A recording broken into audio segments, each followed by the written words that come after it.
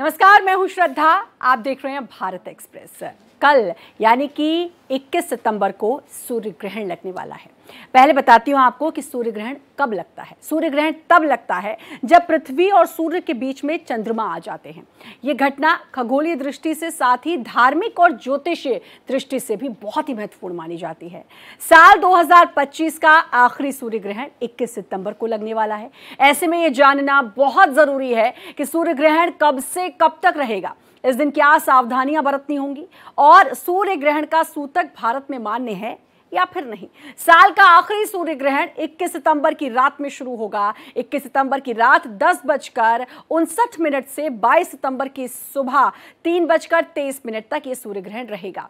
साल 2025 का आखिरी सूर्य ग्रहण सर्वप्रत अमावस्या के दिन लगने जा रहा है। इस दिन सूर्य कन्या और उत्तरा फाल्गुनी नक्षत्र में होगा और सूर्य ग्रहण भारतीय समय के अनुसार रात्रि के समय में भी लग रहा है, लेकिन इसका भारत में ये मान्य नहीं होगा। पूरी खबर आपको बताएंगे कैसा रहेगा ये ग्रहण आपके लिए, क्या क्या प्रभाव आपके जीवन में इसका पड़ने जा रहा है, क्या उपाय आपको करने हैं, कैसे दान आपको देने हैं। पूरा एक पैनल खास ज्योतिषाचार्यों के साथ मेरे साथ है, लेकिन उससे पहले नजर डालेंगे इस रिपोर्ट पर।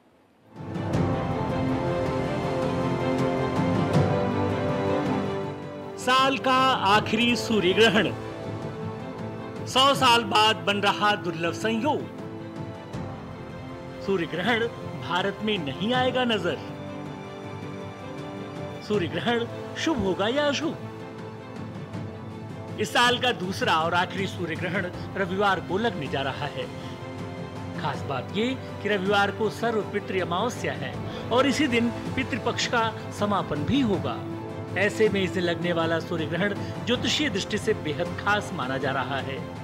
बहरहाल अमावस्या के दिन लगने वाला ये ग्रहण आंशिक सूर्य ग्रहण होगा जो भारत में दिखाई नहीं देगा। यही वजह है कि इसका सूतक काल मान्य नहीं होगा। वही इस बार एक खास बात भी हुई है जो ऐसा देखने को नहीं मिलता। इस साल पितृपक्ष की शुरुआत जहां चंद्र ग्रहण से हुई, वहीं पितृपक्ष का समापन सूर्य ग्रहण से हो रहा है। जहां 7 सितंबर को साल का दूसरा और आखिरी चंद्र ग्रहण था, वहीं रविवार को साल का दूसरा और आखिरी सूर्य ग्रहण होगा। अगर सूर्य ग्रहण के समय की बात करें तो सूर्य ग्रहण 21 सितंबर 2025 रात 10:59 से शुरू होगा। वहीं रात 1:11 पर मध्यकाल होगा। रात 3:23 पर इसका समापन होगा। मतलब 4 घंटे 24 मिनट तक ये ग्रहण रहेगा। आइए जानते हैं ये सूर्य ग्रहण कहां कहां दिखाई देगा। ये आंशिक सूर्य ग्रहण ऑस्ट्रेलिया के दक्षिणी हिस्सों, न्यूजीलैंड, अंटार्कटिका, प्रशांत और अटलांटिक महासागरों में दिखाई देगा। वहीं भारत में ये सूर्य ग्रहण नहीं दिखाई देगा। भारत में अगला सूर्य ग्रहण 2 अगस्त 2027 को दिखाई देगा। बहरहाल सोमवार को सूर्योदय के बाद शारदीय नवरात्रि का शुभारंभ होगा। Bureau report, Bharat express. तो तकरीबन 4.5 घंटे का ये सूर्य ग्रहण रहने वाला है और इसी को लेकर अब हम बात भी करेंगे, क्योंकि क्या कुछ आपको करना है। भले ही भारत में मान्य ना हो ये बात कही जा रही है, लेकिन उसके बावजूद भी, क्योंकि सूर्य तो सबसे नज़दीक है, साक्षात हम उसको देखते हैं, उसकी पूजा करते हैं, तो अब कितना प्रभाव जीवन पर पड़ेगा, क्या कुछ दान करना है, क्या कुछ उपाय करने हैं, इसी को लेकर हमारा ये कार्यक्रम भी है ताकि आप लोग समझ सकें इस सूर्य ग्रहण को भी। हमारे साथ पूरा पैनल जुड़ा हुआ है, आप देख ही सकते हैं। फटाफट आपका परिचय भी मैं सबसे करवा देती हूँ। पंडित प्रकाश जोशी ज्योतिषाचार्य हैं, हमारे साथ स्टूडियो से मौजूद हैं। अलंकृता मानवी ज्योतिषाचार्य हमारे साथ स्टूडियो से मौजूद हैं। आचार्य सेवी सिंह ज्योतिषाचार्य हमारे साथ स्टूडियो से मौजूद हैं। मॉडर्न एस्ट्रोलॉजर और फेंगशुई एक्सपर्ट ज्योति अरोरा हमारे साथ स्टूडियो से मौजूद हैं और आचार्य अरविंद शुक्ला भी हमारे साथ स्टूडियो से मौजूद हैं और हमारे साथ और भी मेहमान जुड़ेंगे, लेकिन अभी हम इन सब से बात करेंगे। और सबसे पहले मैं शुरुआत करती हूँ आचार्य प्रकाश जोशी जी से, क्योंकि सूर्य ग्रहण कुछ दिन पहले लगा था चंद्र ग्रहण और उसके कुछ दिन बाद ही अब सूर्य ग्रहण, क्या कुछ प्रभाव देखने को मिलेगा? देखिए, बहुत अच्छा आपने प्रश्न पूछा। कभी भी क्या होता है कि इसका एक वराहमिहिर संहिता है। वराहमिहिर ऋषि ने एक पैटर्न दिया है कि पहले सूर्य ग्रहण होता है तो और उसके बाद चंद्र ग्रहण होता है। 14 दिन के अंदर ये आते ही आते हैं। तो पहले अगर सूर्य ग्रहण हो, बाद में अगर चंद्र ग्रहण हो, तो ये नॉर्मल होता है। वैसे ग्रहण किसी भी शास्त्र के अंदर बहुत अच्छा नहीं बताया गया है। लेकिन क्या होता है कि जब भी चंद्र ग्रहण पहले आ जाए उसके बाद सूर्य ग्रहण आ जाता है तो उसको अच्छा नहीं माना जाता है। ऐसे में शास्त्र के अनुसार लिखा है कि जलीय आपदा आती है, भूकंप की स्थितियाँ बनती है और सत्ता में परिवर्तन होता है, हिंसा की स्थितियाँ होती हैं। तो ये चीज़ें आपको 7 अक्टूबर तक दिखाई देंगी। पहली चीज़ ये ग्रहण बेशक ही भारत के अंदर इसका कोई प्रभाव नहीं है, लेकिन ज्योतिषीय दृष्टि से सूर्य शनि का समसप्तक योग बना हुआ है और सूर्य इस समय पे बहुत अच्छी स्थिति में नहीं है। और सूर्य ओजस का स्वामी होते हैं, सूर्य प्रकाश के स्वामी होते हैं। सूर्य इस पृथ्वी, इस भू जगत को पोषण करने वाले कौन है? सूर्य। सूर्य से ही पृथ्वी पनपी है। तो यहाँ पर सूर्य की स्थिति बहुत अच्छी नहीं है, तो प्राकृतिक आपदाएं, बीमारियाँ, और सूर्य जो है राजनीति के भी कारक है। राजनीति में उथल पुथल की स्थितियाँ, ये सब आपको देखने को मिलेगी। और ये 7 अक्टूबर तक, क्योंकि इसके अंदर एक और योग बन रहा है, उसे कहते हैं खप्पर योग। खप्पर योग से नेता जो होता है 5 मंगलवार, 5 शनिवार, 5 रविवार जब भी पढ़ते हैं तो खप्पर योग बनता है। और 11 जुलाई से 7 अक्टूबर तक खप्पर योग बन रहा है। इसी के अंदर 2-2 सूर्य ग्रहण भी इसमें आ गए, इसलिए आप इतनी सारी चीज़ें देख रहे हैं। अभी आपने नेपाल में देखा और आपने ये नेपाल के अंदर देखा, अभी देहरादून के अंदर जल की घटनाएं देखी, फ्रांस के अंदर आपने देखा। तो ये सब कुछ इसलिए हो रहा है। बिल्कुल। और जब चंद्र ग्रहण था, मुझे याद है उसके अगले दिन ही नेपाल में जिस तरीके से हुआ और वहाँ पर कितनी आगजनी, पूरा तख्ता पलट हो गया, सत्ता वहाँ पर चली गई। तो ये उसका प्रभाव अगर हम ज्योतिषीय दृष्टि से देखें तो देखने को मिला है। अलंकृता मानवी जी, क्योंकि कहा यह जा रहा है कि उसका प्रभाव भारत में नहीं है, लेकिन जैसे मैंने शुरुआत में भी कहा कि सूर्य, और जैसा कि प्रकाश जोशी जी ने भी कहा कि भाई आत्मा का कारक है, सूर्य ओजस हमें देता है और सूर्य को हम देखते हैं, हम साक्षात उनकी पूजा करते हैं। तो कितना प्रभाव पर्सन टू पर्सन इसका पढ़ सकता है और क्या क्या प्रभाव इसके भारत में देखने को मिलेंगे? भले ही असर नहीं है, भारत में मान्य नहीं है, लेकिन असर क्या देखने को मिलेगा? जी बिल्कुल सही सवाल पूछा श्रद्धा जी आपने। सबसे पहले भारत एक्सप्रेस के सभी दर्शकों को नमस्कार और आज के दिन की शुभकामनाएं। देखिए पूरे ब्रह्मांड में सूर्य तो एक है और सबसे बड़ा ऊर्जा का केंद्र है। जीवन जो है वो संभव ही सूर्य से होता है। अब सूर्य जो है वो हमारे आत्मा के कारक हैं, पिता रूप हैं। कहीं ना कहीं अगर ये जो ग्रहण है, ये ग्रहण में सूतक नहीं लग रहा है, ये ग्रहण का जो है आंशिक ग्रहण भी नहीं है, इस ग्रहण को देखा नहीं जा सकता भारत देश में, लेकिन फिर भी ज्योतिषीय अगर हम दृष्टिकोण से इसको देखें तो ग्रहण ही होता है। और जब अमावस्या होती है तभी सूर्य ग्रहण होता है और अमावस्या के समय ऐसी नकारात्मक ऊर्जाएं पृथ्वी पे होती हैं। बहुत ज़्यादा डार्क फोर्सेस जो हैं वो पृथ्वी पे पहले से ही होती हैं। और पितृपक्ष चल रहा है तो पितृपक्ष में वैसे भी जो है बहुत सारी ऊर्जाएं ऐसी होती हैं, हमें पितरों के निमित्त बहुत कुछ अर्पण करना पड़ता है, तर्पण करना पड़ता है। उसके बाद जब ये अब सूर्य ग्रहण लग जाएगा तो ग्रहण का पूरा असर जो है हमारे मनोस्थिति पे, हमारे कार्य क्षेत्र में, और प्राकृतिक आपदाएं आएंगी। ये तो मैंने पहले भी प्रिडिक्ट किया था, जल से बड़े सैलाब आएंगे, अर्थक्वेक्स आएंगे और क्लाइमेट चेंज होगा और बहुत ज़बरदस्त तरीके से होगा। और जैसा कि हमने अभी नेपाल में देखा, वो भी पहले से ही प्रिडिक्टेड था कि सत्ता में भी फेरबदल होगा। वैसे ही कहीं ना कहीं ये जो ग्रहण है अब ये लग रहा है, अब देखिए कन्या राशि में, कन्या राशि सिर्फ प्रभावित नहीं होगी लेकिन सारी राशियों पे इसका एक अलग असर पड़ेगा और जनजीवन पे असर पड़ेगा। कहीं ना कहीं एक संकेत हमें मिल चुका है। जब ग्रहण लगा था, चंद्र ग्रहण लगा था, तो वो भी जो रेड मून था, एक तरह से मैंने बताया था कि रेड अलर्ट का साइन है। कहीं ना कहीं क्लाइमेट चेंज बहुत बड़ा एक प्राकृतिक आपदाएं जो हैं वो बहुत ज्यादा होने की संभावना है। और पूरे विश्व में जहां जहां ये ग्रहण लग रहा है, स्पेशली ऑस्ट्रेलिया में, न्यूजीलैंड में, अंटार्कटिका में, वहाँ तो बिल्कुल बहुत गहरा असर पड़ेगा। आप देखेंगे कि बहुत क्लाइमेट चेंजेस से जुड़ी हुई बहुत सारी घटनाएं जो हैं अब होंगी और पूरी राशियों पे भी इसका अपना एक प्रभाव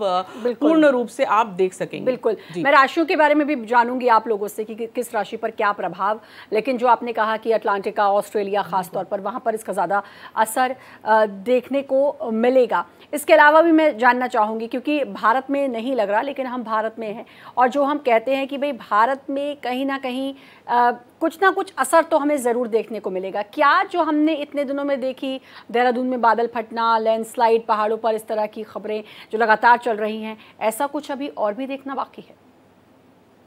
आप इस बिल्कुल देखिए, अब तो शुरुआत हो गई है और हमें जो है वो बहुत संभल के रहना है। इंसान को एक चेतावनी मिली है कि कहीं ना कहीं हमें अपनी प्रकृति का ख़ास अब ख्याल रखने की ज़रूरत है। एनवायरमेंटल चेंजेस अपने आप में दिखा रहे हैं और आने वाले समय में भी आप देखेंगे कि अर्थक्वेक्स आएंगे, जल से जुड़े हुए और सैलाब आएंगे और अग्नि से जुड़ी हुई दुर्घटनाएं और बढ़ेंगी और क्लाइमेट चेंज तो पूरा का पूरा आने वाले समय में, आने वाले सालों में और ज़्यादा देखने को मिलेगा। और कहीं ना कहीं हम सब के लिए ये संकेत है कि अब हमें जो है वो बहुत ज़्यादा संभल के चलने की ज़रूरत है और अपने पर्यावरण को बचाते हुए हर कार्य को करने की ज़रूरत है। बिल्कुल, तो ये सब कुछ मिलेगा और राशियाँ भी आप लगातार स्क्रीन पर देख रहे हैं। चाहे मैं धनु राशि की बात करूं तो ये सब असर देखने को ज़रूर मिलेंगे इस सूर्य ग्रहण में। और भी मेहमान हमारे साथ लगातार जुड़े हुए हैं। मेरा आपसे सवाल रहेगा ज्योति जी कि अब आपको क्या लगता है ये जो सूर्य ग्रहण है, क्योंकि इसके बाद में और बात करूंगी, लेकिन हर एक एक्सपर्ट की मैं राय जानना चाह रही हूँ, आपकी क्या इसमें एक्सपर्ट कमेंट्स हैं जो ये सूर्य ग्रहण यानी कि कल रात को लगने वाला है? जी देखिए, पहली बात तो ये कि लुकिंग एट ये जो सोलर इक्लिप्स लग रहा है, एक मॉडर्न एस्ट्रोलॉजर जैसे आपने मुझे बोला, तो उस पॉइंट ऑफ व्यू से मैं इस सूर्य ग्रहण को अगर देखूं तो पहली बात तो ये कि एक खगोलिक घटना है और एक खगोलिक घटना होने के साथ साथ जो भी इम्पैक्ट इसका यूनिवर्स पर पड़ रहा है या हमारी पृथ्वी पर पड़ रहा है, वो बेसिकली वो तो नेचुरली जो भी एक एक्लिप्स आता है या जो भी सोलर एक्लिप्स आए या लूनर एक्लिप्स आए, वो हमेशा आप देखिएगा कभी भी एक्लिप्स आएगा तो अर्थक्वेक्स आते ही आते हैं। ठीक है, ये एक ऐसा नहीं है कि ठीक है एस्ट्रोलॉजिकली भी ऐसा होता है, दैट इज 100% करेक्ट, बट ये जो चीज है ये आप देखिए तो साइंटिफिकली भी करेक्ट है। ये हमेशा मतलब ही आप होता है। मॉडर्न एस्ट्रोलॉजी की बात कर रही हैं, मैं दोनों तो चीजों को साइंटिफिकली तौर पर आप बता रही हैं। जी, मैं दोनों चीजों को कंबाइन करके बताऊंगी क्योंकि ये चीज हमेशा हमको किसी भी चीज को बहुत ज्यादा ब्लाइंडली नहीं फॉलो करना है, हमें दोनों चीजों के साइंटिफिकली बेस भी साथ में लेके चलने हैं। तो दोनों चीजें अपनी जगह पर बिल्कुल प्रमाणिक हैं, चाहे एस्ट्रोलॉजी हो चाहे आप साइंस को लेके चलिए, तो दोनों चीजें यहाँ पर बिल्कुल एकदम सटीक बैठती हैं। अब बात आते हैं कि क्या ये जो सूर्य ग्रहण है, क्या ये सूर्य ग्रहण जो है इम्पैक्ट करेगा वर्ल्ड को, या पहले जो लूनर एक्लिप्स आया था, जो चंद्र ग्रहण जो आया था, उसका इम्पैक्ट वर्ल्ड पे पड़ा था। देखिए, अगर मैं पूरे साल की भी देखूँ आपको, तो साल की जनरली मैं, बिकॉज मैं फेंग शुई मास्टर हूँ, तो पूरे साल का अगर मैंने चार्ट एनालिसिस किया था, क्योंकि हम लोग पाची चार्ट को रीड करते हैं और पाची चार्ट के अंदर एलिमेंट्स को हम देखते हैं, तो इस साल का जो चार्ट था ना, बहुत ही इम्बैलेंस चार्ट था। और इस इम्बैलेंस चार्ट में जो प्रेजेंट था ना, वो प्रेजेंट था excess of water, excess of water था, वुड था और अर्थ था। ये तीन एलिमेंट एक्सेस में थे, जिनमें वाटर एक्सट्रीमली एक्सेस में था। तो ये as a feng shui master बहुत सारे ग्रैंड मास्टर्स ने ये प्रिडिक्ट किया था कि water and earth related disaster होंगे ही होंगे। और हिडन अर्थ था, हिडन फायर था, जिसका मतलब ये था कि फायर, जंगल फायर और ये सब चीज़ें भी प्रिडिक्ट थी, जो इनिशियली ईयर में हुआ कि काफ़ी सारी जंगल फायर हुई थी। इनफैक्ट मैंने अपने फेंग शुई एनालिसिस में जो साल की शुरुआत में हम स्नेक ईयर में किए थे, उसमें ये चीज हम लोगों ने मेंशन की थी। तो ये वाटर रिलेटेड डिजास्टर्स शुरू से ही हो रहे हैं। यानी कि आपने कहा है कि तत्वों के हिसाब से भी आप देखते हैं, और हमारा शरीर कहते ही है पंच तत्वों से मिलकर बना है, तो उसका असर कहीं ना कहीं। और अभी क्या है कि वाटर रिलेटेड डिजास्टर्स बढ़ चुके हैं, क्योंकि अभी ये जो स्टार्स है, जो फ्लाइंग स्टार्स है, और भी ज्यादा पावरफुल होते जा रहे हैं, और जनवरी तक ये सारे स्टार्स एक्सट्रीमली पावरफुल और होते जाएंगे, क्योंकि इन स्टार्स की पावर इंक्रीज होती है। और ये जो लास्ट क्वार्टर होता है ना, ये और भी ज्यादा पावरफुल, लास्ट क्वार्टर से मेरा मतलब है सितंबर से जो ये शुरू हुआ है, ये बहुत ज़्यादा पावरफुल हो जाएंगे। अब एक बात और है कि ये जो सूर्य ग्रहण है, सूर्य ग्रहण का अब एस्ट्रोलॉजिकल इम्पैक्ट की अगर हम बात करें, तो ये क्योंकि वर्गो में पड़ रहा है और उत्तर फाल्गुनी नक्षत्र में पड़ रहा है, तो उसका इम्पैक्ट राशियों पर भी पड़ रहा है और उन जगहों पर भी पड़ेगा जहाँ पर इसका वो है, दृष्टि पड़ रही है। जैसे कि जैसे आपने मेंशन किया कि अंटार्कटिका वाले एरिया में या ऑस्ट्रेलिया में, न्यूजीलैंड में, फिजी में, इस एरिया में it's really dangerous for that area. और हमारे इंडिया की जहाँ आप बात करें, उसका इम्पैक्ट डेफिनेटली पड़ेगा उसका, क्योंकि सूर्य एक है, आसमान एक है, और हमें जो जैसे अलंकृता ने बोला हमें ऊर्जा देने वाला एक है, but at the same time जो क्लाइमेट चेंज हुआ है उस क्लाइमेट चेंज का ऑलरेडी जो इम्पैक्ट है जैसे cloud burst and all, that is result of climate change. Okay, तो वो जो क्लाइमेट चेंज का इम्पैक्ट है, अगर आप मौसम विभागों से भी आप संपर्क करेंगे तो दे विल ऑल्सो से कि lot of disturbance is already happening. कभी भी मानसून की जो ये क्लाउड्स है ना तिब्बत तक नहीं पहुंचे थे, बट अगर आप जाके इसको डीपली स्टडी करेंगे आप रियलाइज करेंगे कि मानसून के जो बादल है ना वो तिब्बत तक पहुंच गए हैं इस साल। तो यानी कि इसका जो असर है वो भारत में देखने को मिलेगा, भले ही भारत में माने ना हो, और यही बात हर कोई भी कह रहा है। हमारे साथ आचार्य अरविंद शुक्ला जी भी जुड़े हुए हैं, आप भी बहुत देर से इंतजार कर रहे हैं, मैं आपसे जानना चाहूंगी, फिर उसके बाद मैं उपाय और दान की तरफ बढ़ूंगी। लेकिन कितना असर नेपाल का मैं फिर से जिक्र करना चाहूंगी, इसके अलावा कि ये जो नेपाल में हुआ चंद्र ग्रहण के बाद ऐसा कुछ और हमें देश में नहीं तो दुनिया में अभी और कुछ भी देखना बाकी है। देखिए कहते हैं वेदस्य निर्मलम चक्षु ज्योतिष शास्त्र कलमशम। वेद की चक्षु है कौन? ज्योतिष। और ज्योतिष में सूर्य को जो है चक्षु का कारक कहा गया है, नेत्रों का कारक कहा गया है। दूसरा कहते हैं सूर्यो अजायता, सूर्यो प्राणश्च। तो सूर्य क्या है कि जीव का प्राण है, और सूर्य जो है जगत पिता कहा गया है। यदि सूर्य का प्रकाश ना मिले तो जड़ और चेतन ये दोनों जो है खत्म हो जाएंगे। सूर्य के प्रकाश से ही व्यक्ति को, प्रत्येक जीव को, प्रत्येक प्राणी को, जड़ को, चेतन को एक तरह से जो है सांस मिल रही है। एक तरह से कहा जाए तो जीवन प्रदान है। तो जगत पिता एक है।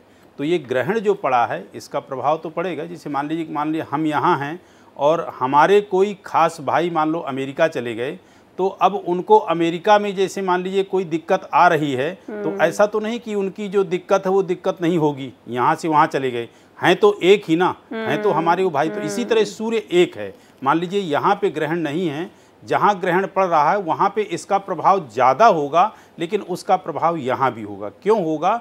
क्योंकि राशियों पे ये ग्रहों का जो ये इस ग्रहण का प्रभाव है। मान लीजिए जैसे कि एक सरिया है, आप उस सरिया को गर्म करो तो जिस भाग में सरिया को गर्म करोगे वो तो बहुत गर्म होगी, लेकिन उसका जो किनारे का भाग है जहाँ आप सोच रहे हो कि यहाँ गर्म नहीं होगी, तो वहाँ भी गर्माहट आएगी। कहने का तात्पर्य कि सूर्य को जो ग्रहण लग रहा है उस ग्रहण का प्रभाव अरिष्ट जरूर पड़ेगा। अब कैसे, किस तरह से पड़ेगा? देखिए, सूर्य अग्नि कारक ग्रह है और सूर्य आत्मा का कारक ग्रह है। तो इस कहते हैं ना कि संसार में व्यक्ति की दो चीज़ें बहुत बड़ी हैं। क्या? एक मनोबल, एक आत्मबल। तो मन का कारक कौन है? चंद्रमा। मन का, मनोबल का, मानसिकता का, चित्त का, चिंतन का कारक हो गया चंद्रमा।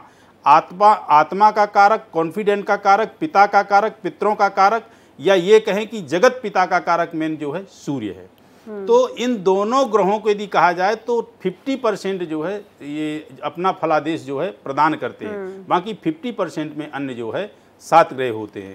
तो एक तो व्यक्ति जो निर्णय लेता है वो आत्मा से और मनोबल से निर्णय लेता है। अब एक ही पक्ष में 2 ग्रहण पड़े, निश्चित रूप से ये दोनों ग्रहण अरिष्टकारी हैं। इसके साथ साथ मेन क्या है कि सूर्य ही राजा है, सूर्य ही मंत्री है इस साल का।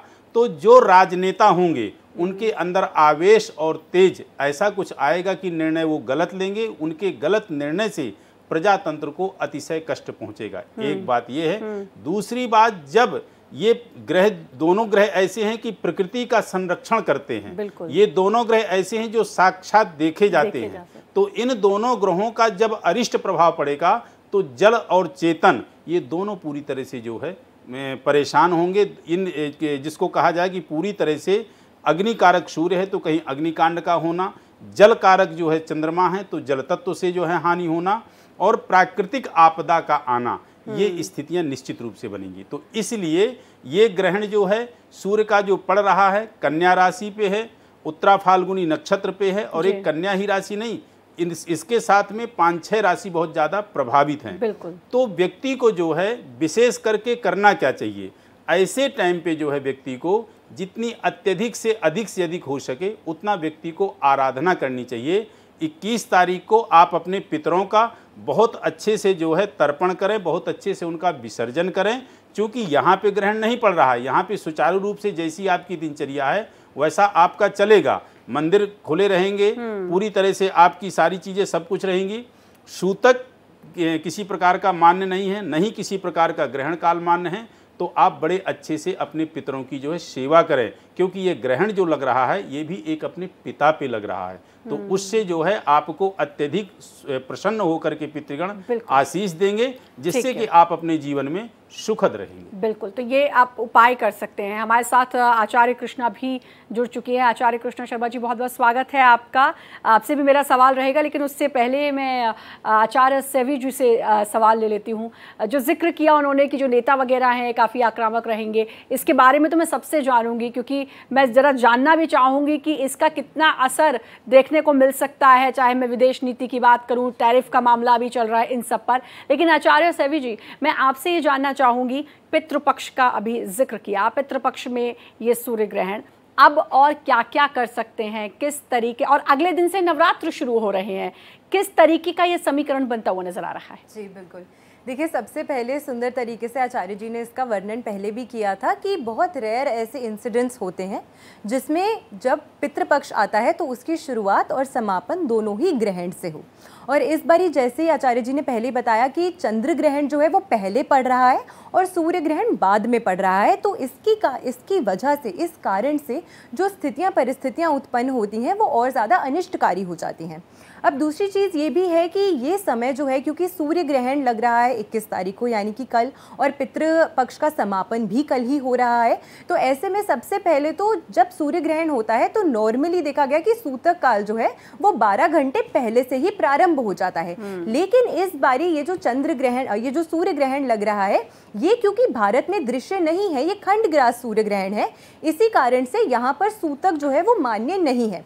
तो सबसे पहले पितृ विदाई के समय आप जो भी अपनी आस्था से, आप अपने सामर्थ्य से, जिस भी विधि से, और सबसे ज़्यादा महत्वपूर्ण होता है कि शुद्ध भाव से और शुभ भाव से आप जिस भी तरीके से अपने पितरों की विदाई करना चाहते हैं वो आपको ज़रूर करनी चाहिए, नियम अनुसार, विधि अनुसार आपको करनी चाहिए, ताकि इस लंबे समय के समापन के बाद में आपको पूर्ण तरीके से अपने पितरों का आशीर्वाद जो है वो आप ग्रहण कर सकें, आप उसे प्राप्त कर सकें। दूसरी चीज़ ये भी है कि ये समय जो है, क्योंकि जैसे कि सूर्य ग्रहण है और अगले ही दिन नवरात्रि प्रारंभ है, अक्सर देखा गया है कि क्योंकि हर बारी जब माँ आती हैं तो उनके जिस दिन पे वो प्रवेश कर रही होती हैं, जिस दिन पे नवरात्रि प्रारंभ होती है, उस अनुसार उनका जो वाहन है या उनकी जो हम कहते हैं कि वो किस पर सवार होकर आ रहे हैं, उनकी जो सवारी है वो बदलती है।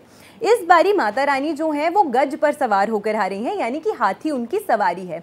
और हाथी को अगर हम बात करते हैं तो हाथी का एक बहुत ही खास मान्यता हमारे कल्चर में, हमारे सनातन धर्म में मानी गई है।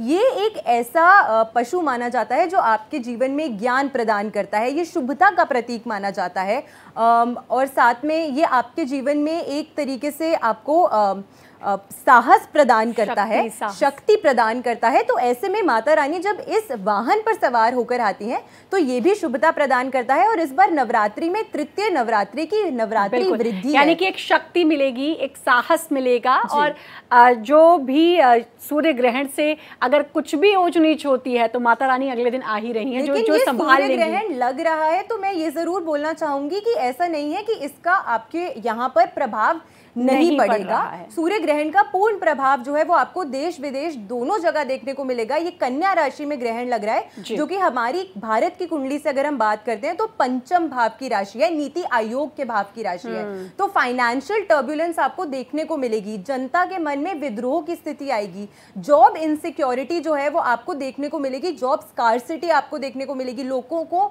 नौकरी की तलाश पे निकलना पड़ेगा और इस वजह से लोगों के मन में उपद्रव की स्थिति आ सकती है। तो इस तरीके की कई परेशानियां भी आगे आती हुई आपको दिखेंगी। महंगाई की ओर, महंगाई बढ़ सकती है इस समय के दौरान। और जब माँ गज पे सवार होके आती हैं तो शास्त्रों में ये भी वर्णन है कि इस समय के दौरान पानी जो है वो अधिक बरसता है, इसलिए बिन मौसम बरसात जो है, बिल्कुल, जो हम देख रहे हैं कि जाते जाते मानसून जो है और वो अभी भी बढ़ते हुए आपको नजर आएंगे, कष्ट देता हुआ, अभी ये जाते जाता मानसून देते हुए भी अभी कष्ट जा रहा है। आचार्य कृष्णा हमारे साथ लगातार जुड़ी हुई हैं। आचार्य जी, क्या कहना है आपका, क्योंकि फिर अभी उपायों की भी बात करनी है। मैं चाहूंगी आप बताएं, क्या ये सूर्य ग्रहण किस तरीके का असर भारत में देखने को मिल सकता है? बाकी सब एक्सपर्ट ने अपनी राय दी है, किसी ने बताया कि राजनीतिक तौर पर असर देखने को मिलेगा, किसी ने कहा फाइनेंशियली असर देखने को मिलेगा, कन्या राशि में यह आ रहा है, उत्तरा फाल्गुनी नक्षत्र में यह आ रहा है। आपके हिसाब से और क्या कुछ असर भारत में सूर्य ग्रहण का? देखिए, ये जो ग्रहण पड़ रहा है, सबसे पहले हम बात करते हैं कि सूर्य ग्रहण है और सूर्य राजा भी है और मंत्री भी है, और राजा और मंत्री को ये ग्रहण लग रहा है और एक महीने में 2 ग्रहण पड़ रहे हैं, जो कहीं ना कहीं अशुभता का प्रतीक है। देश और दुनिया को हिलाकर रख देने वाला ये ग्रहण है। यहाँ पर मैं बता दूं, ग्रहों की जो स्थिति रहेगी, सिंह राशि में शुक्र और केतु दोनों बैठे हुए हैं, और इसके बाद तुला में मंगल बैठे हुए हैं, जो उनके लिए अच्छा नहीं है। कन्या में चंद्रमा, सूर्य और बुध, ये तीनों के तीनों बैठे हैं। अब सूर्य और शनि दोनों आमने सामने हैं। मीन राशि में शनि बैठे हुए हैं, तो जब पिता और पुत्र दोनों सामने होते हैं तो यहाँ पर प्रजा और सत्ता में बैठे, यानी कि राज्य में जो लोग बैठे हैं उनके साथ में कहीं टकराव होता हुआ नजर आएगा। इसके साथ ही खप्पर योग अलग बना हुआ है। इसी तरीके की स्थिति पहले भी बनी थी, जब हमने मार्च के महीने में इस तरीके का, जब एक महीने में 2 ग्रहण पड़े थे। युद्ध की घटनाएं, यहाँ पर आतंकवादी जो घटनाएं हैं वो भी आपको दिखाई देंगी। इसके साथ ही समुद्र से उठती हुई कोई ना कोई, एकदम कहते हैं कोई ऐसा जैसे बवंडर होता है, कोई समुद्री कुछ घटना हो सकती है। और इसके साथ ही प्राकृतिक घटनाओं का जो प्रकोप अभी चल रहा है, आगे भी ऐसे ही चलता हुआ 3 महीने तक आपको दिखाई देगा। यहाँ पर कहीं ना कहीं ग्रहों की स्थिति है, देख भारत में अगर दिखाई नहीं दे रहा, मगर भारत में इसका प्रभाव थोड़ा बहुत पड़ेगा ही पड़ेगा। राशियां अलग नहीं है, सूर्य अलग नहीं है, बेशक चाहे न्यूजीलैंड में दिखे, ऑस्ट्रेलिया में दिखे, भारत पर इसका बहुत, यानी कि हम कह सकते हैं असर पड़ सकता है। यहाँ पर जो नए जनरेशन के जो लोग हैं, जिसे हम जेन जी कहते हैं, उनका भी कहीं ना कहीं गुस्सा यहाँ पर दिखाई देगा। जैसे कि अभी हमारे साथ में हमारी एक जो है आचार्य जी बोल रहे थे कि यहाँ पर बेरोजगारी, आर्थिक मंदी का यहाँ पर दिखाई देगा। एकदम महंगाई एकदम चरम सीमा पे जाएगी, सोना और भी ज्यादा भाव पे जाएगा। किसी बड़े राजनेता या अभिनेता या कोई कारोबारी शायद हमें इस साल दुनिया से छोड़ के जाते हुए दिखाई भी दे रहे हैं। कहीं ना कहीं उथल पुथल होती नजर आएगी, क्योंकि 2025 कोई शांत रहने वाला नहीं है। अगर हम पूरा काउंट भी करते हैं तो 9 नंबर आता है मंगल कराए दंगल, और अगर हम वैसे देखते हैं 25 को तो 7 नंबर मंगल और केतु का जिस तरीके का जो प्रभाव है, कहीं ना कहीं इस साल को हिलाकर वैसे ही रख दिया है जब से हम मार्च में यानी कि अभी जो मंगल है और जो अब ये सूर्य ग्रहण है, वैसे ही इस साल ने सबको बहुत परेशान किया है। 1903 में भी इसी तरीके से एक महीने में 2 ग्रहण पड़े थे। उस दौरान भी बहुत सारी चीजें घटित हुई थी, जो यहाँ पर अब होती हुई नजर आ रही है। क्योंकि हमारे साथ में भी अगर उसको उठाते हैं कहीं, अब तो उसमें भी ये है कि उस समय जो है हमारी जो कृष्ण की जो नगरी है द्वारका, वो जो है जल में डूब गई थी। ये ग्रहण का बिल्कुल बिल्कुल, यानी कि परेशान ये ग्रहण भी करेगा। अब उपायों की तरफ मैं बढ़ती हूँ। आचार्य प्रकाश जोशी, क्या कुछ उपाय करने चाहिए, क्योंकि 2025 में इतना सब कुछ देख लिया है, चाहे हम भूकंप की बात करें, त्रासदी की बात करें, ना सिर्फ दुनिया देश में बल्कि दुनिया में इसका प्रभाव देखने को मिल रहा है। क्या कुछ उपाय करने चाहिए अब इस ग्रहण के समय पर? देखिए, ग्रहण के समय पर वैसे तो भारत में ये प्रभावकारी है नहीं। ज्योतिषीय दृष्टि से सूर्य शनि की युति है, सूर्य शनि का समसप्तक योग बन रहा है, प्लस छत्रभंग योग बन रहा है, जो कि पाकिस्तान के लिए खराब है जी। पाकिस्तान में भी, अरब कंट्रियों के अंदर, मुस्लिम कंट्रियों में आपको युद्ध की स्थितियाँ 30 दिन के अंदर आपको सुनने को मिल जाएंगी। तो ये सारी चीज़ें उनके लिए, साथ ही साथ रूस और यूक्रेन और इनके युद्ध में और ज़्यादा आग में घी डालता हुआ नजर आएगा। तो कुल मिला के देखा जाए तो चीज़ें तो बहुत बढ़िया नहीं है, साल ही पूरा अच्छा नहीं है। कृष्णा जी ने बहुत अच्छी बात की इस बारे में। और ऐसे में उपाय क्या करना चाहिए? ऐसे में सूर्य का मंत्र का जाप आपको करना चाहिए। सूर्य रोजगार का भी कारक होता है, सूर्य आत्मा का भी कारक है, ठीक है ना। सूर्य जगत का कारक है, जगत की उत्पत्ति सूर्य के प्रकाश से हुई है, तो सूर्य को तो आप नेग्लेक्ट नहीं कर सकते। तो इस ऐसे में क्या करना चाहिए? आप सूर्य ग्रहण के दिन, हालांकि भारत में नहीं है, लाल फूल ले लें, तांबा ले लें, जाके आप पड़ोस के मंदिर में चढ़ा के आ जाएं, आप पे नेगेटिव इफेक्ट नहीं पड़ेगा। और ये भी नहीं कर सकते तो आप क्या करें कि सबसे अच्छा ओम घृणी सूर्याय नमः, उस दिन तांबे के लोटे से सूर्य भगवान को सिंदूर, जल में सिंदूर डाल के सूर्य भगवान को दे दें, ये भी आप कर सकते हैं। या फिर आप उस दिन क्या है, किसी गरीब को लाल हलवा, जैसे मूंग की दाल का हलवा होता है, या लाल दाल दान दे दें, वो भी बहुत ही अच्छा है। वो भी नहीं कर सकते, तो आप क्या कर सकते हैं? और आप क्या है, ओम ह्राम ह्रीम ह्रौम सा सूर्याय नमः ये मंत्र का जाप कर सकते हैं, ये भी नहीं कर सकते, तो क्या करें? ओम प्रभाकराय विद्महे महातेजाय धीमहि तन्नो सूर्य प्रचोदयात्, ये कर लीजिएगा। यदि आप धार्मिक है तो अच्छा है, अगर आप धार्मिक नहीं है तो विज्ञान की और अपने प्रोफेशन, क्योंकि सूर्य प्रोफेशन का भी कारक है, राजनीति का भी कारक है, किसी राजनीति वाले व्यक्ति की तारीफ कर दीजिए, उसका सपोर्ट कर दीजिए, अपने टीचर की तारीफ कर दीजिए। मतलब बहुत ही आसान से उपाय आप बता रहे हैं कि कुछ नहीं कर सकते तो कम से कम किसी ऐसे सरकारी नौकरी के किसी अपने बॉस की तारीफ कर दीजिए। उच्च अधिकारी का कारक भी सूर्य है ना, तो सबसे अच्छा है आप ऑफिस में रहेंगे, बॉस की तारीफ कर दीजिए, 2 वर्ड बोल दीजिए। चलिए ये बड़ा आसान हो जाएगा सबके लिए, सब हंस रहे हैं आसपास भी, ये बड़ा आसान हो जाएगा सबके लिए। एक ये उपाय भी है और बॉस भी खुश हो जाएंगे, तो ये बड़ा आसान सा उपाय आपने बताया। चलिए सबसे मैं जानती हूँ अलंकृता जी और क्या कुछ उपाय करने चाहिए। एक चीज़ मैं आपसे और पूछ लेती हूँ, क्योंकि टैरिफ का इतना मसला चल रहा है, राजनीति की बात हो ही रही है, टैरिफ का इतना मसला चल रहा है, लगता है जो ट्रंप है इस ग्रहण के बाद कुछ बुद्धि पलटेगी और टैरिफ जो है 50 से नीचे आ जाएगा? श्रद्धा जी, ये जो कूटनीति उद्योग नीति में ट्रंप जी ने की है 50% टैरिफ, और वो भी सिर्फ भारत देश पे, अब उन्हें खुद ही मुंह की खानी पड़ गई है और खुद ही उन्हें समझ में आ गया है कि उन्होंने ये क्या बवाल किया है इस 50% टैरिफ लगाकर भारत पेश पे। धीरे धीरे उनकी अकल ठिकाने आएगी और उन्हें समझ में आएगा और कोई ना कोई समझौता ऐसा होगा, क्योंकि हमने जो है ये ट्रेड नीति में अपने घुटने नहीं टेके और हमारे माननीय प्रधानमंत्री जी ने जो है वो भारत देश के पक्ष में, अपने किसानों के पक्ष में, पशुपालकों के पक्ष में फैसला ये लिया। तो अब धीरे धीरे आप देखेंगे ट्रंप जो है वो सही रास्ते पे आ जाएंगे। उसके बाद अगर आपको उपाय की बात करूं तो देखिए, सबसे पहले सूर्य और चंद्र दोनों की उपासना अगर आप करें तो वो बहुत सही रहेगा और आप किसी भी ढंग से कर सकते हैं। उठते ही आप सूर्य को अर्घ दें, सूर्य का जप करें।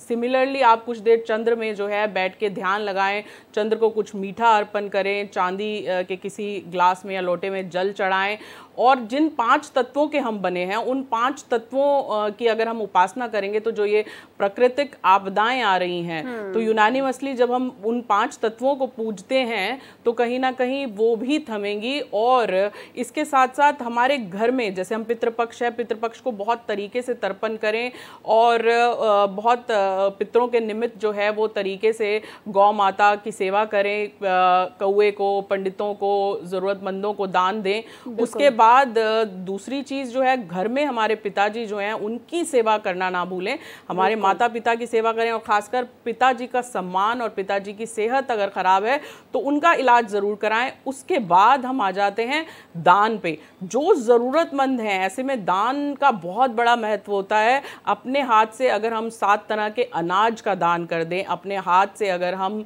दाल, अन्न, इस तरह की वस्तुएं दान करें, तेल दान करें और वो भी उन्हें जिन्हें ज़रूरत है।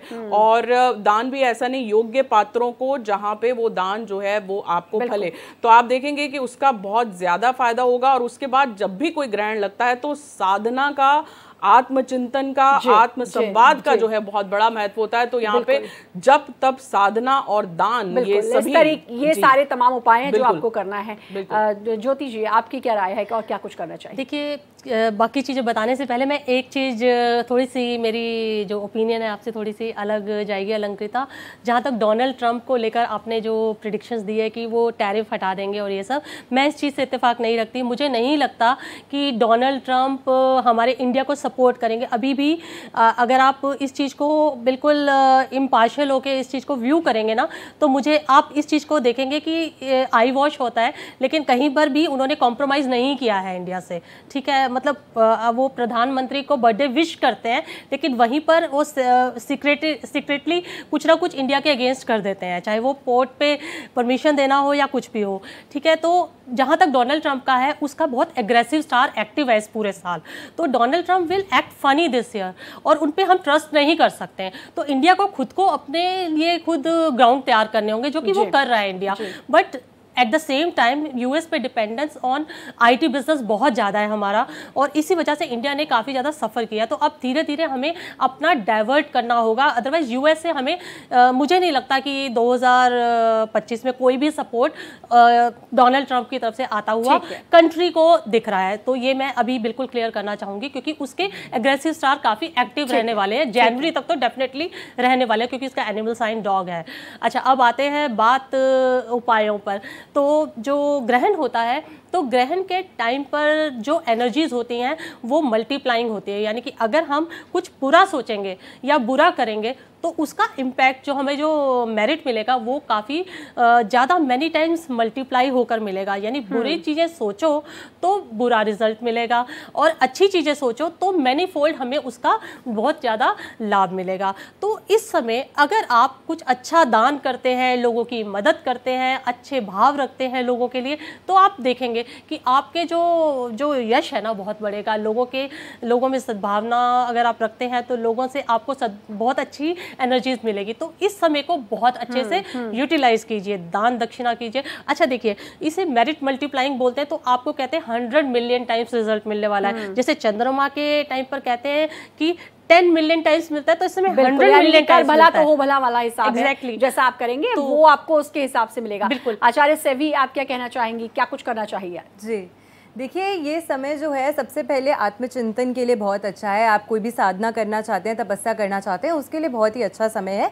इस समय मानसिक जाप आप जितना करते हैं उससे उतना ही ज़्यादा लाभ आपको प्राप्त होता है। देखिए, कलयुग नाम अधारा, यानी कि आप स्मरण करते रहिए, भगवान को याद करते रहिए। जैसे कि आचार्य जी ने बताया पहले ही कि आप सूर्यों के मंत्रों का उच्चारण कीजिए, जाप कीजिए। इस दिन आपको ज़रूर तांबे के लोटे से सूर्य को अर्घ ज़रूर देना चाहिए।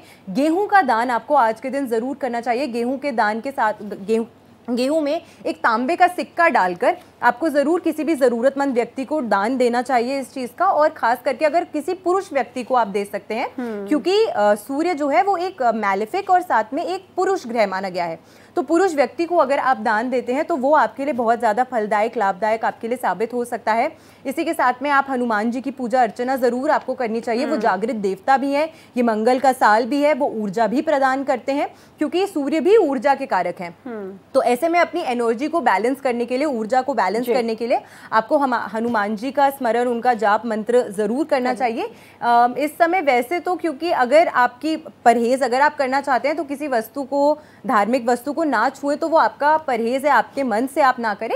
बट सूतक काल क्योंकि मान्य नहीं है, तो ऐसा नहीं है कि आप किसी भी चीज को आपको छूना नहीं चाहिए। तो कुछ वर्जित इस प्रकार से नहीं है, लेकिन गर्भवती महिलाओं के लिए फिर भी हम बोलते हैं कि थोड़ी सी सावधानी आपको जरूर बरतनी चाहिए, क्योंकि इन जनरली कहीं ना कहीं पे तो ग्रहण की स्थिति बन रही है जो कि आपके ऊपर कुछ नकारात्मक प्रभाव डाल सकता है। तो गर्भवती महिलाओं को आप बरतें तो आपके लिए और बेहतर स्थिति में आप रहेंगे।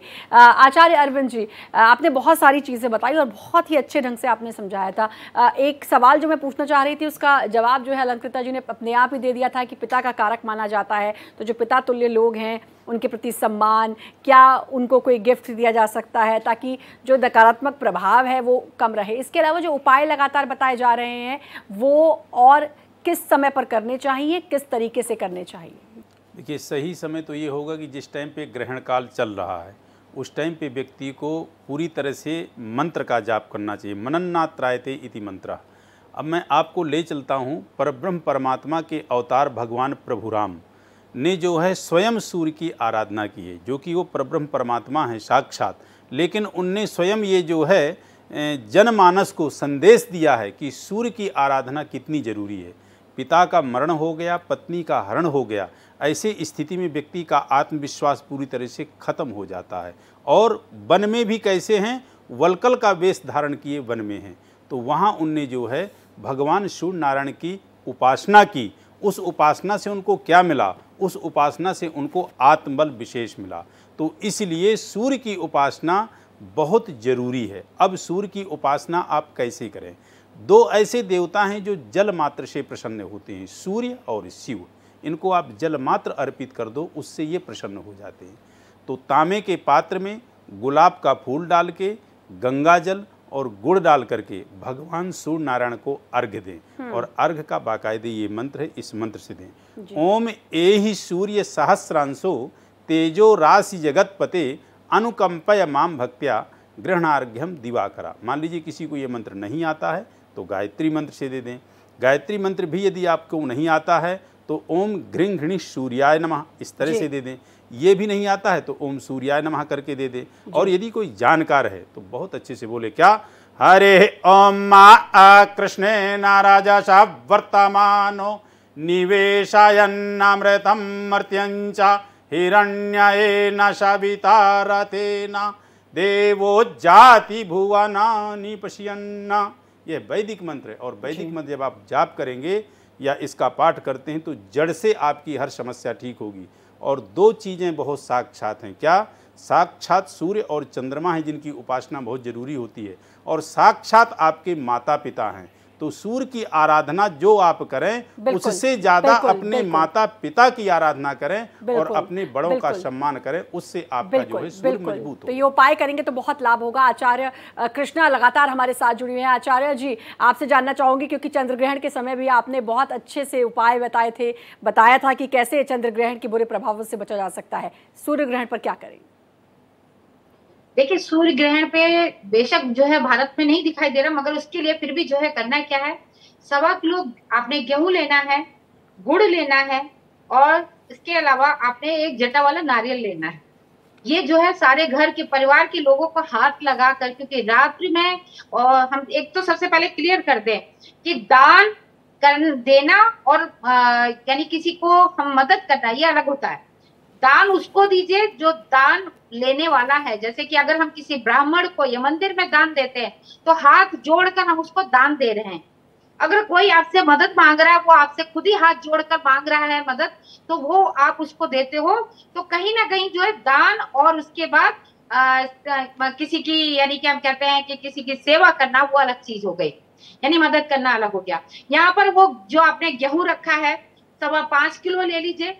इसके बाद जो है आपने गुड़ ले लेना है, गुड़ आप चाहे 1.25 किलो ले लीजिएगा तो अच्छा रहेगा। एक जटा वाला नारियल लेना है, लाल रंग का 1.25 मीटर कपड़ा लेना है और एक जल का पात्र लेना है, क्योंकि ये पूरे परिवार के लिए घर का कोई बड़ा उसको लेकर सभी लोगों का हाथ उसमें लगवा कर अगर रख देता तो बेहद उत्तम रहता है। पानी को खुला रखिएगा। सुबह इस पानी को आपने उठाकर किसी भी पेड़ पे डाल देना है और गेहूं जो है गाय को खिलाना है गुड़ के साथ में। और जो जटा वाला नारियल है सब परिवार के लोगों का हाथ लगाते हुए जलते यानी जो जल है उसमें प्रवाहित कर देना है। यकीन मानिए ये आपके लिए अच्छा हो जाएगा। साथ ही अगर हम कहते हैं कि उस दिन जो है पितृ अमावस्या है, पितरों का है, पिता का है, आप पिता का सम्मान मान कर नहीं रहे और सूर्य की वो जो है पूजा उपासना कर रहे हैं तो कैसे लगेगा। तो पिता की यानी कि आप जो है मान सम्मान जरूर कीजिए, उनके चरण जरूर छुइए और साथ ही तांबे के लोटे में भी गेहूं भरकर आप कुल मिलाकर पिता का सम्मान करें, क्योंकि सूर्य पिता का कारक माना जाता है। समय मेरे पास बहुत कम है, मैं सबसे अब जल्दी में रिएक्शन चाहूंगी कुछ ही सेकंड्स में। मैं आपसे अलंकृता जी क्या कुछ जल्दी कहना चाहेंगी? देखिए, इसमें अगर आप रात्रि के समय महाकाल की उपासना करेंगे, क्योंकि काल भी उसका कुछ नहीं बिगाड़ सकता जो महाकाल के उपासक होते हैं, क्योंकि डार्क एनर्जीज होती हैं, नकारात्मक ऊर्जाएं होती हैं, या भद्रकाली की आप उपासना करें जिससे आप, या दुर्गा कवच का पाठ करें जिससे आपके आसपास जो है आप सुरक्षा घेरे में आ जाएं और एक कवच बन जाए मानसिक और शारीरिक, जिससे कोई भी नकारात्मक ऊर्जा आप पे अटैक नहीं कर पाए। महाकाल की आराधना करें। बस एक लाइन में मैं चाहूंगी सेवी जी क्या आप कहना चाहेंगी? बिल्कुल, देखिए आपके घर की जो दहलीज होती है उस पे भगवान नरसिंह का वास होता है। तो ऐसे में अगले दिन जब ग्रहण खत्म हो जाता है, माँ दुर्गा का आगमन होने वाला है, तो अगले दिन सुबह आपको स्वच्छ होकर अपनी घर की जो दहलीज है उस पर आपको हल्दी का तिलक जरूर करना चाहिए, उस पर गंगा जल जरूर छिड़कना चाहिए। ये नकारात्मकता को खत्म करता है और सकारात्मकता लेकर आता है। आचार्य ज्योति क्या कहना चाहेंगे? देखिए, मैं ये बोलना चाहूँगी कि रात को जब सूर्य ग्रहण शुरू होगा तो आप उस समय आपको क्या करना है कि आपको जो है अवलोकितेश्वर का मंत्र, जो कंपैशन बुद्धा है, जो कि शिव स्वरूप है, उनका मंत्र पढ़ना है, ओम मणि पद्मे हूम। और उसके साथ साथ माँ तारा का मंत्र पढ़ना है जो कि भगवती का प्रतीक है, यानी शिव और शक्ति। ओम तारे तू तारे तुरे सोहा, ये 2 मंत्र, ओम मणि पद्मे हुम और ओम तारे तू तारे तुरे सोहा, बस इन मंत्रों का जाप करेंगे तो जो ग्रहण का असर है वो नहीं होगा, बुरे प्रभाव से, नकारात्मकता से आप बच जाएंगे। पूरा पैनल हमारे साथ जुड़ा, ये बहुत अच्छी जानकारी दी और बताया कि कैसे आप सूर्य ग्रहण के प्रभाव से बच सकते हैं। आप सभी का बहुत बहुत शुक्रिया। फिलहाल इस खास पेशकश में इतना ही, बाकी खबरों के लिए लगातार बने रहिए भारत एक्सप्रेस के साथ।